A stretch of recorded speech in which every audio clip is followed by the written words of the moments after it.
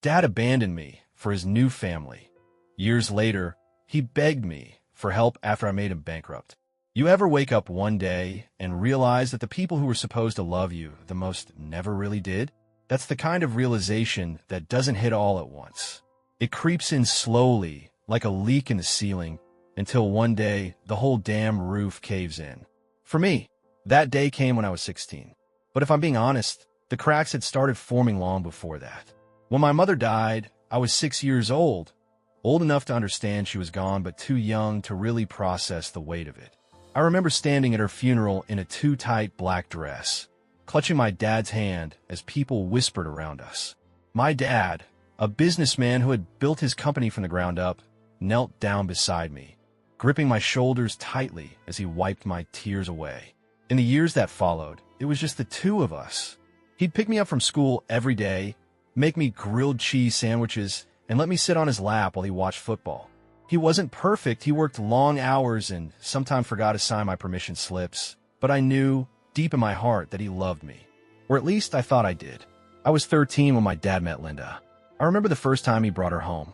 She had this warm, practiced smile and a voice like syrup, sweet but thick enough to choke on. Her two kids, Evan and Mia, trailed behind her like little shadows. At first, I was excited. My dad had been alone for so long, and part of me wanted him to be happy. The other part, a selfish, lonely part, was terrified that I'd have to share him. But I swallowed that fear, smiling through clenched teeth as Linda gushed about how much she'd heard about me. In the beginning, it wasn't so bad. Linda made an effort to be kind, cooking big family dinners and asking about my day. Evan, who was 15, ignored me for the most part, too busy being broody and cool. Mia, who was 10, followed me around like a lost puppy, asking endless questions about my room, my clothes, my life. It wasn't perfect, but it was okay. Then they moved in, and everything changed. The shift was slow. Little things started happening.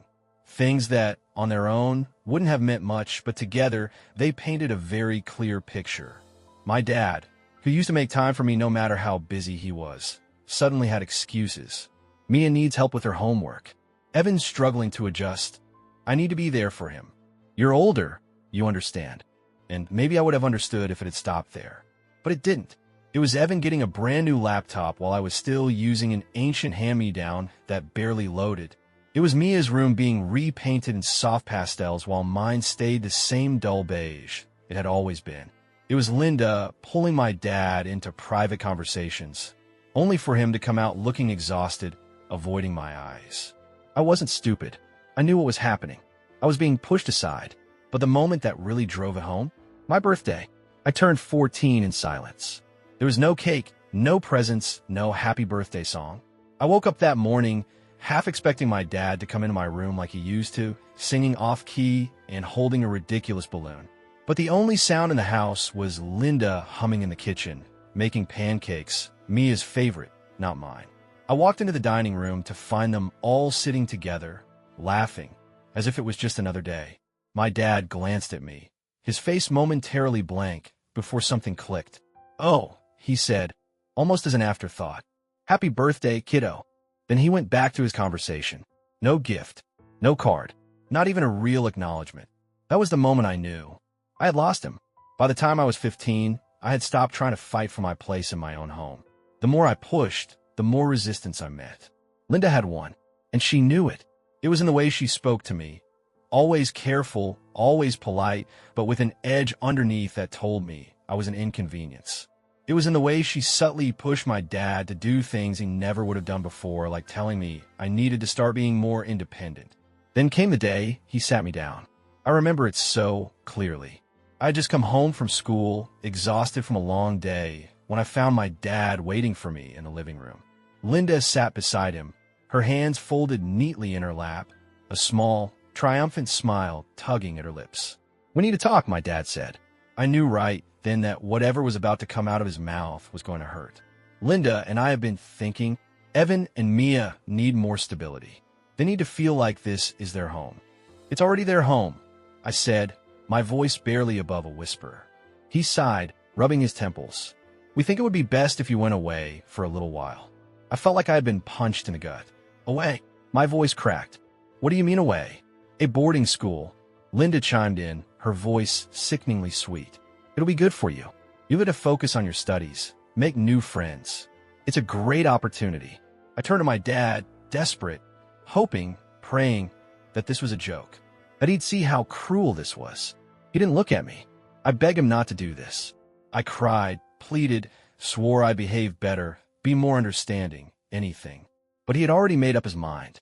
2 weeks later, I was packed up and shipped off to a cheap, underfunded boarding school on the other side of the state.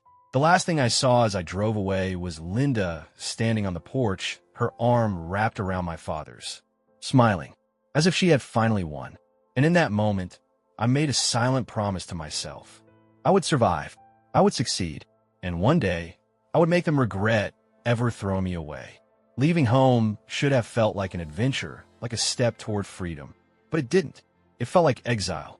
The drive to the boarding school was long and silent. My father didn't take me himself. Instead, he sent me off with one of his business colleagues, a man I barely knew, someone who didn't even try to make conversation. I stared out the window, watching the familiar roads disappear, feeling a strange mix of numbness and panic settle over me. This wasn't just a temporary arrangement. I knew in my bones. My father had washed his hands of me. By the time we pulled up to the school, I already felt like I didn't belong. The place was nothing like I had imagined. When I heard boarding school, I pictured something grand, like in the movies. Large courtyards, old buildings with ivy climbing the walls, students in polished uniforms walking in neat rows. But this school wasn't anything like that. The buildings were plain, gray, and weathered, more like a rundown community college than an elite institution. There was no sense of prestige or promise, only the lingering scent of disinfectant and the unmistakable feel of something neglected. I learned quickly that this wasn't the kind of place where rich kids were sent to be groomed for success. It was the kind of place where kids were sent when their families wanted to be rid of them. Everything about the school was underfunded. The dorm rooms were small, cramped, and furnished with battered metal bunk beds that creaked with every movement. The walls were bare except for layers of old paint, chipped away in places to reveal the cement underneath. The mattresses were thin, barely better than sleeping on a stack of folded towels. Meals were a joke, cafeteria food that was barely edible, always lukewarm, and often questionable. The staff made it clear they weren't there to hold anyone's hand. If you struggled, that was your problem. The teachers, overworked and underpaid, did the bare minimum. They weren't cruel, just indifferent. It didn't take long to realize that most of the students were either troublemakers or kids like me. Abandoned, forgotten, shoved aside. Some of them had been sent here because their parents didn't want to deal with them. Some had nowhere else to go. I didn't talk much at first. I kept my head down, followed the rules, and tried to blend in. But it wasn't easy. I wasn't used to this kind of life. At home, even when my father started pulling away, I had still lived comfortably. I never worried about food, about whether I would have enough clothes, about whether the heat would be working in the winter. Here, everything was uncertain. No money, no family support, no lifeline. I tried reaching out to my father once. I had been at the school for about a month when I finally swallowed my pride and called him. Linda answered instead. She didn't even try to pretend to be surprised. She told me my father was busy and that I needed to stop calling. Before she hung up, she reminded me that I was lucky to be at the school at all, that I should be grateful. I never called again. That was when I knew, with absolute certainty, that I was truly on my own. The first few months were the hardest. Without money, I had to rely on the school's limited resources, which barely covered what I needed. I started looking for ways to earn a little cash. The school didn't offer jobs to students, but some of the older kids had found ways to make money, tutoring, running errands for teachers, even small-time hustling. I started tutoring for a small fee, charging kids for help with their essays and math homework. It wasn't much, but kept me afloat. I got better at stretching every dollar, at finding little ways to make life bearable. I learned how to navigate the social landscape, too. Boarding school had its own unspoken rules. There were cliques, just like in any school, but they weren't built around popularity the way they were in regular high schools. Here, it was about survival. Some kids banded together in groups for protection, looking out for each other in ways that made up for what they lacked at home. Others chose to be alone, keeping their heads down and avoiding trouble. There were bullies, of course. There always are, But the real threats weren't the ones who threw punches. It was the ones who control things behind the scenes, the ones who had connections to people outside the school, the ones who could make your life miserable in ways that didn't leave bruises. I wasn't interested in making enemies. I kept to myself, made a few quiet allies, and focused on one thing: getting out. School became my escape. While other kids saw it as an obligation, I saw it as my ticket to something better. I buried myself in my studies, determined to make something of myself, to prove, if only to myself, that I was worth more than the way my father had discarded me. I spent late nights in the library, reading everything I could get my hands on. I worked harder than I ever had, not because anyone expected me to, but because I needed to. By the time I turned 18, I had managed to secure a partial scholarship to a state university. It wasn't much, but it was enough to give me a start. The day I left the boarding school, I had no one to say goodbye to. No parents waiting for me. No family to help me pack. Just a worn-out backpack filled with everything I owned and a bus ticket to a new life. I walked away without looking back. And as I stepped onto that bus, I made myself another promise. I would never be at someone's mercy again. I would build a life so strong, so secure, that no one would ever be able to take it away from me. I had escaped. That's what I told myself when I stepped off that bus at 18, clutching a worn-out duffel bag filled with secondhand clothes and a crumpled acceptance letter. I had escaped the suffocating weight of my father's rejection. I had escaped the feeling of being disposable, of being nothing more than an afterthought in my own home. My scholarship covered tuition, but that was it. No meal plan, no dorm expenses, nothing extra. The first 2 nights before I could officially move in, I stayed in a rundown hostel, stretching the last few dollars I had. By the time I finally moved into my tiny shared dorm, I was already behind. My roommate, a girl for a well-off family, had her parents help her decorate, throw pillows, fairy lights, a mini fridge stocked with snacks. She had new clothes, expensive makeup, and casual confidence. I had thrift store jeans, 2 pairs of shoes, and exactly $20 to my name. I knew right away that if I didn't figure things out fast, I'd sink. So I hustled. I picked up a work-study job shelving books in the campus library. It paid almost nothing, but it gave me access to quiet space, warmth, and time to study while working. Then I started tutoring, first for free, just to build a reputation, and then charging students for last-minute essay help. But it still wasn't enough. I needed a real job. After weeks of searching, I finally landed a position at a local diner. It was a greasy, no-frills place, the kind of spot that had been around for decades. The manager, a middle-aged woman with tired eyes, took one look at me, underdressed, desperate, eager, and told me I could start that night. I spent my first shift trying to keep up with the chaos. Orders were shouted across the counter. The smell of fried food clung to my skin. But I walked out with $45 in tips, and for the first time in months, I felt something close to relief. The routine became brutal but necessary. Classes from morning to afternoon, library job in between, and diner shifts at night. Some nights, I stayed up writing papers until 3 a.m., then woke up at 6 a.m. to make it to class. But I never complained, because this time I was struggling for me. Not to prove my worth to a father who had discarded me. Not to fight for scraps of love from a family that had already replaced me. By the time I was in my second year, I had figured out the system. I learned which professors had connections, which networking events were actually useful, and which opportunities were worth fighting for. I switched my major to finance. I realized early on that knowledge alone wasn't enough. Success wasn't just about working hard.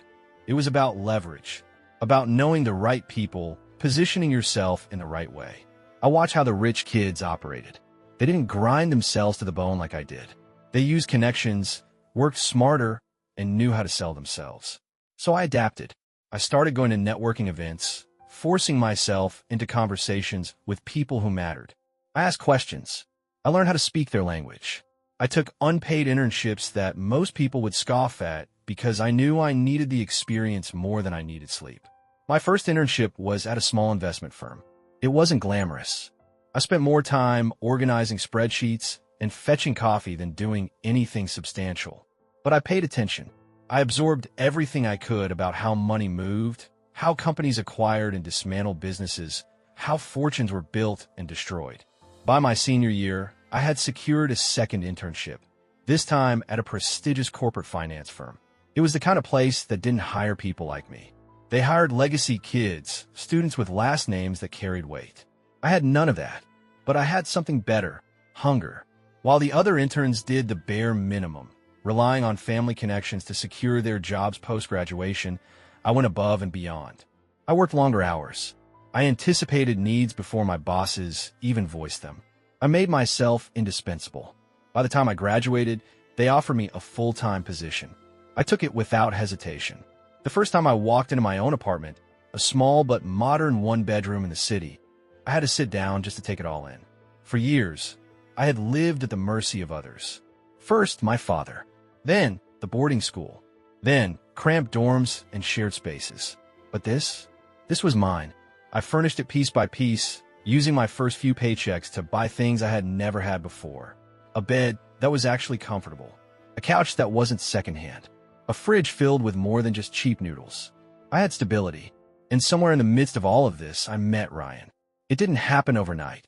It wasn't a whirlwind romance. It was something that built slowly, naturally. We met through work. He wasn't some wealthy heir or a privileged trust fund kid. He was like me, self-made. Ryan had started his own investment firm from the ground up. He was sharp, relentless, and had a mind for business that rivaled anyone in the industry. But beyond that, he was kind, steady, the first person in my life who made me feel like I didn't have to prove my worth to be loved. We built our lives together, piece by piece. I didn't just survive. I thrived. And then, years later, when everything felt solid, when I had finally put the past behind me, fate brought me back to my father's name. I wasn't looking for him. But when Ryan's firm started reviewing struggling businesses for potential investments, I came across the name I had long since erased from my life. My father's company. He was drowning in debt. The same man who had sent me away, who had poured all his resources into Evan and Mia, who had made it clear I was nothing to him, was now desperate to save the very thing he had chosen over me.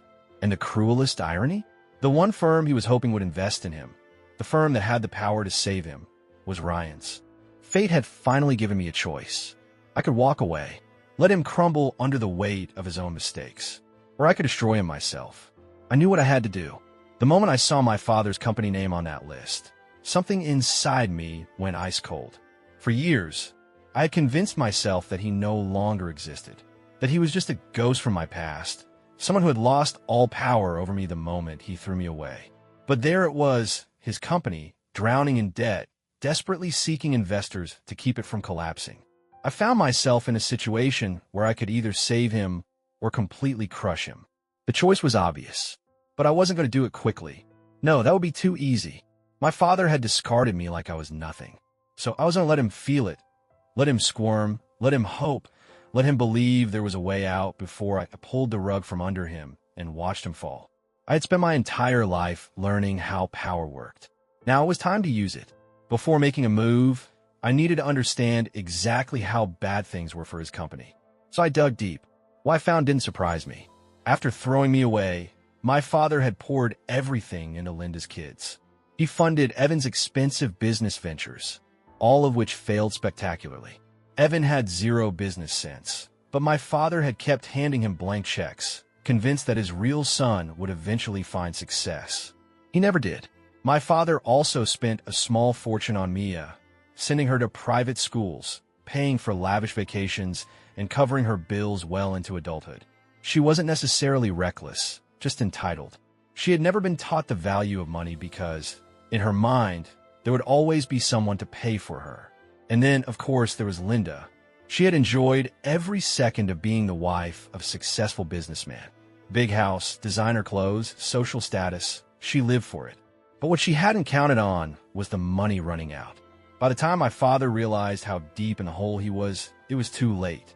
His once profitable company, his legacy, was now bleeding money. He had taken out loans he couldn't repay, made desperate investments that backfired, and now he was drowning. He needed an investor fast, and that was when I made my move. I had no intention of actually helping him, but I needed him to believe I might. I had Ryan's firm arrange a meeting with him. My father didn't know I worked there, My name had been intentionally left out of all official correspondence. As far as he knew, he was about to meet with a high-level executive who could potentially save his business. He had no idea it was me. When the day of the meeting arrived, I made sure to walk in last. I wanted to see his reaction, to watch as the weight of who I had become sank in. He was seated at the long conference table, wearing the same confident expression he had always worn when he thought he was in control. But the moment he saw me, the color drained from his face.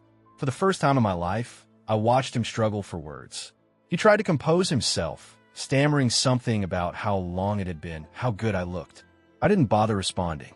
Instead, I sat down across from him, placed my hands on the table. Then I started talking. I told him that his company's financials were a disaster, that he'd been making one bad decision after another for years, and now he was standing at the edge of a cliff. I laid out the reality for him in cold, hard numbers, how much debt he was in, how many investors had already turned him down, how close he was to losing everything. I watched as the confidence drained from his face, replaced by something else. Panic, and then desperation. He tried to spin it, of course. He said the business just needed a small investment, a temporary boost to get it back on track. He insisted that, with the right backing, everything could be fixed. Then he did the one thing I've been waiting for. He looked me in the eyes and said he needed my help. It took everything in me not to laugh. This was the man who had once told me to figure out how to live without him. The man who had discarded me for his real family. And now he needed me. I let the moment hang in the air. I let him sit in his own desperation. Then, with the coldest voice I could manage, I told him no. But I wasn't done yet. I wanted to make sure his downfall was absolute. So while he was busy begging investors to save him, I was making sure his biggest competitors crushed him. I had Ryan's firm pour resources into his direct competitors. Businesses that were struggling, yes, but not beyond saving. With the right backing, they could dominate the market. And that's exactly what happened. Within weeks, my father's competitors were expanding. Aggressively, they were undercutting his prices, poaching his remaining clients, and securing contracts that he had once considered guaranteed. His company? Falling apart at record speed. He tried everything, cutting costs, laying off employees, even reaching out to smaller investors. But no one wanted to back a sinking ship. And then came the final nail in the coffin. I arranged for the media to get a hold of his company's financial troubles. A well-timed article exposing his debt, his failed leadership, his desperate attempts to secure funding. His company's reputation shattered. His stock plummeted. His investors pulled out completely. Within a month, his company was dead. It didn't take long for everything else to crumble. With his business gone, my father had no income. The lavish lifestyle he had built for Linda, Evan, and Mia was unsustainable. The house? Gone. The luxury cars? Gone. The savings? Drained. Linda didn't stick around for long. The moment it became clear that my father was financially ruined, she left. She took Evan and Mia with her, blaming my father for destroying their future. My father was alone, broke, forgotten, just like he made me feel all those years ago. I knew it was only a matter of time before he reached out again. And sure enough, a few weeks later, I got a message. It was different this time. There was no anger, no arrogance, just a simple plea. He said he had lost everything, that he was sorry for how things had turned out, that he was an old man now, and he just wanted his daughter back. I never responded, because as far as I was concerned, I had already buried him, and I never looked back.